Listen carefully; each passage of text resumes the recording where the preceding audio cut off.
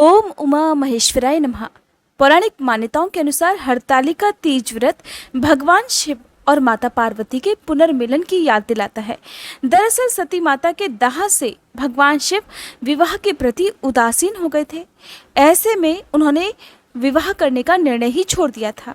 इसलिए वह दोबारा पार्वती के रूप में जन्मी आदि शक्ति को भी स्वीकार नहीं कर रहे थे।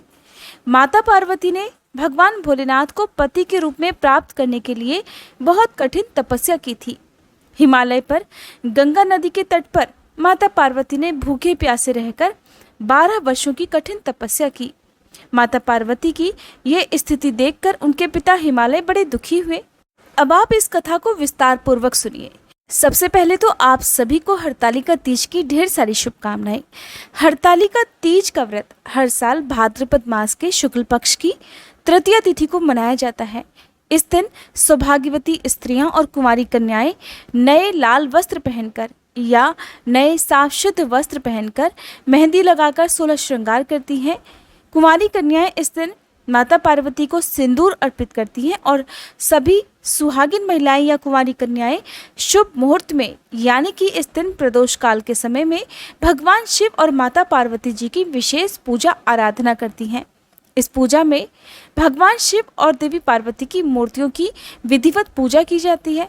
फिर हरतालिका तीज की कथा सुनी या सुनाई जाती है। माता पार्वती को सुहाग का सारा सामान अर्पित किया जाता है। भक्तों में ऐसी मान्यता है कि जो सभी पापों और सांसारिक तापों को, सभी कष्टों को हरने वाले इस हरतालिका व्रत को विधिपूर्वक करता है, उसके सौभाग्य की रक्षा स्वयं महादेव और देवी पार्वती करते हैं। हरतालिका तीज व्रत की कथा के अनुसार कैलाश पर्वत के सुंदर शिखर पर एक दिन माता पार्वती ने भगवान शंकर से पूछा, हे महेश्वर, मुझसे आप वह गुप्त से गुप्त वार्ता कहिए जो सभी के लिए सब धर्मों से भी सरल और महान फल देने वाली हो। हे प्रभु, यदि आप भली भांति प्रसन्न हैं तो आप उसे मेरे सम्मुख प्रकट कीजिए। हे जगत के नाथ, आप आदि मध्य और अंतरहित हैं। आपकी माया का कोई पार नहीं है। आपको मैंने किस प्रकार प्राप्त किया, कौन से व्रत तप या दान के पुण्यफल से आप मुझे वर के रूप में मिले, कृपा पूर्वक इन सभी का वृतांत विस्तार पूर्वक मुझसे कहिए। तब श्री महादेव जी बोले, हे गौरी, पर्वतराज हिमालय पर स्थित गंगा के तट पर तुमने अपनी बाल्यावस्था में 12 वर्षों तक अधोमुखी होकर घोर तप किया था। इतनी अवधि तुमने अन्न ना खाकर पेड़ों के सूखे पत्ते चबाकर व्यतीत किए। माघ की विकराल शीतलता में तुमने निरंतर जल में प्रवेश करके तप किया। वैशाख मास की जला देने वाली गर्मी में तुमने पंचाग्नि से अपने शरीर को तपाया। सावन की मूसलाधार वर्षा में खुले आसमान के नीचे बिना अन्न जल ग्रहण किए अपना समय बिताया। तुम्हारे पिता तुम्हारी कष्ट साधित तपस्या को देखकर बड़े दुखी होते थे, उन्हें बड़ा कष्ट होता था। तब एक दिन तुम्हारी इस कठिन तपस्या और पिता के क्लेश को देखकर देवर्षि नारद तुम्हारे घर पधारे। तुम्हारे पिता ने हृदय से अतिथि सत्कार करके उनके आने का कारण पूछा। देवर्षि नारद कहने लगे, नारायण नारायण, हे गिरिराज, मैं तो भगवान विष्णु के भेजने पर यहाँ उपस्थित हुआ हूँ।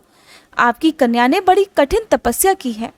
इससे प्रसन्न होकर वे आपकी सुपुत्री से विवाह करना चाहते हैं और इस संदर्भ में आपकी राय में जानने के लिए ही यहाँ पर आया हूँ। नारद जी की बात सुनकर गिरिराज गदगद हो उठे। उनके तो जैसे सारे क्लेश ही दूर हो गए हों। प्रसन्न होकर वे बोले, हे श्रीमान, हे देवर्षि, अगर स्वयं भगवान विष्णु मेरी कन्या का वरण करना चाहते हैं तो भला मुझे क्या आपत्ति हो सकती है। वे तो साक्षात ब्रह्म हैं।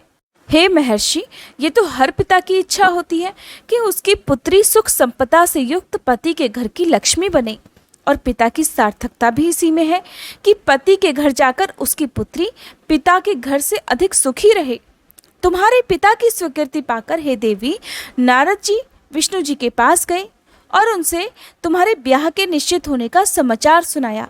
मगर इस विवाह संबंध की बात जब तुम्हें पता चली तो तुम्हारे दुख का कोई ठिकाना नहीं रहा। तुम बहुत दुखी हो गई। तुम्हारी एक सखी ने तुम्हारी इस मानसिक दशा को समझ लिया और उसने तुमसे उस व्याकुलता का, उस दुख का कारण जानना चाहा। तब तुमने उसे बताया कि सखी, मैंने तो सच्चे हृदय से भगवान शिव शंकर का वरण किया है, किंतु मेरे पिता मेरा विवाह विष्णु जी से सुनिश्चित करना चाहते हैं। मैं विचित्र धर्म संकट में हूँ, अब क्या करूँ?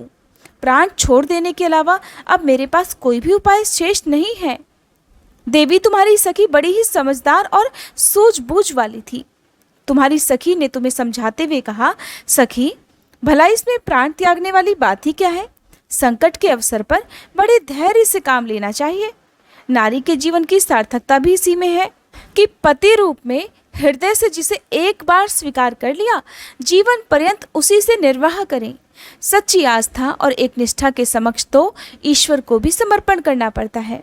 मैं तुम्हें घनघोर जंगल में लिए चलती हूँ, जो साधना स्थली भी हो और जहाँ तुम्हारे पिता कभी तुम्हें खोज भी ना पाए। वहाँ तुम साधना में लीन हो जाना। मुझे विश्वास है कि महादेव अवश्य ही तुम्हारी सहायता करेंगे और तुम्हारी तपस्या से प्रसन्न होकर तुम्हें पत्नी रूप में भी स्वीकार करेंगे। हे गौरा, तुमने ऐसा ही किया।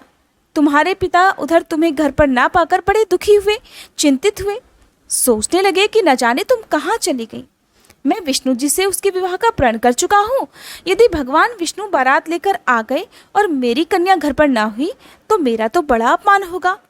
मैं तो कहीं मुंह दिखाने के लायक भी नहीं रहूँगा। यही सब सोचकर गिरिराज ने बड़े जोर शोर से तुम्हारी खोज शुरू करवा दी।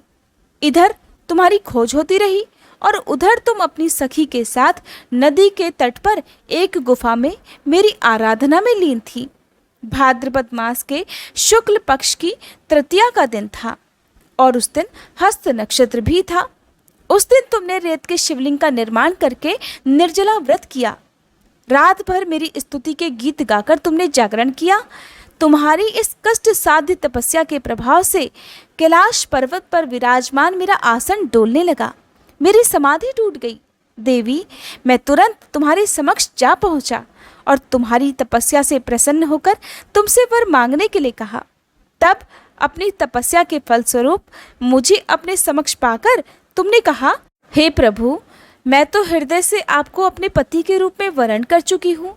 अगर आप सचमुच मेरी तपस्या से प्रसन्न होकर ही यहाँ पधारे हैं तो मुझे अपनी अर्धांगिनी के रूप में स्वीकार कर लीजिए। मैं इसके सिवा और कुछ नहीं चाहती। तब मैं तुम्हारी तपस्या से प्रसन्न होकर तथास्तु कहकर कैलाश पर्वत पर लौट आया। प्रातः होते ही तुमने पूजा की समस्त सामग्री को शिवलिंग सहित नदी में प्रवाहित कर दिया और अपनी सहेली सहित व्रत का पारणा किया। उसी समय अपने मित्र, बंधु और दरबारियों सहित गिरिराज तुम्हें खोजते खोजते वहां आ पहुंचे और तुम्हारी इस कष्ट साध्य तपस्या का कारण तथा उद्देश्य पूछा। उस समय तुम्हारी इस दशा को देखकर गिरिराज अत्यंत दुखी हुए और पीड़ा के कारण उनकी आंखों में आंसू उमड़ आए थे। तब तुमने उनके आंसू पोंछते हुए बड़े विनम्र स्वर में कहा, पिताजी, मैंने अपने जीवन का अधिकतर समय कठिन तपस्या में बिताया है। मेरी इस तपस्या का उद्देश्य तो केवल यही था कि मैं महादेव को पति के रूप में पाना चाहती थी। आज मैं अपनी तपस्या की कसौटी पर खरी उतर चुकी हूँ। हे पिताजी, आप क्योंकि विष्णु जी से मेरा विवाह करने का निर्णय ले चुके थे, इसलिए मैं तो अपने आराध्य की खोज में घर छोड़कर चली आई। अब मैं आपके साथ केवल इसी शर्त पर घर जाऊंगी कि आप मेरा विवाह विष्णु जी से ना करके महादेव जी से करेंगे। अपनी पुत्री की बात गिरिराज मान गए और हे गौरा, वो तुम्हें अपने साथ घर ले गए। कुछ समय के बाद शास्त्रोक्त विधि विधान पूर्वक उन्होंने हम दोनों का विवाह एक साथ कर दिया और हम दोनों इस प्रकार विवाह सूत्र में बंध गए। हे पार्वती, भाद्रपद की शुक्ल तृतीया को तुमने मेरी आराधना करके जो व्रत किया था, उसी के फलस्वरूप तुम्हारा मुझसे विवाह हो सका। इसका महत्व ये है कि मैं इस व्रत को करने वाली कुंवारियों को मनवांछित फल देता हूँ। इसलिए सौभाग्य की इच्छा रखने वाली प्रत्येक युवती को ये व्रत पूरी एकाग्रता और आस्था से करना चाहिए और जो भी सुहागिन महिला इस व्रत को करेगी, मैं उसके सुहाग की रक्षा अवश्य करूँगा। ऐसा कहकर भगवान शंकर मौन हो गए। तो ये थी हरतालिका तीज की व्रत कथा। आपने भगवान शिव और देवी पार्वती के विवाह का प्रसंग बहुत बार सुना होगा, लेकिन जितना खूबसूरती के साथ उनका वर्णन शिव महापुराण कथा के पार्वती प्रसंग में दिया गया है, पार्वती खंड में सुनाया गया है, उसका वर्णन आप हमारे चैनल पर आजकल सुनाई जा रही शिव महापुराण कथा में जरूर सुनिएगा। शिव महापुराण के अलावा आजकल आप हमारे चैनल पर भागवत कथा भी सुन सकते हैं। अगर आप हरतालिका तीज की संपूर्ण पूजा विधि, मंत्रों के बारे में और इस दिन रहने वाले शुभ मुहूर्त के बारे में जानना चाहते हो तो इसकी वीडियो भी हमारे चैनल पर पहले से अपलोडेड है। अगर आपने उन वीडियोस को नहीं देखा हो तो प्लीज़ ज़रूर देखिएगा। हमारे चैनल पर अपलोड होने वाली सभी वीडियोज़ की जानकारी पाने के लिए आप हमारे चैनल को अभी सब्सक्राइब करके बेल आइकन प्रेस करना मत भूलिएगा।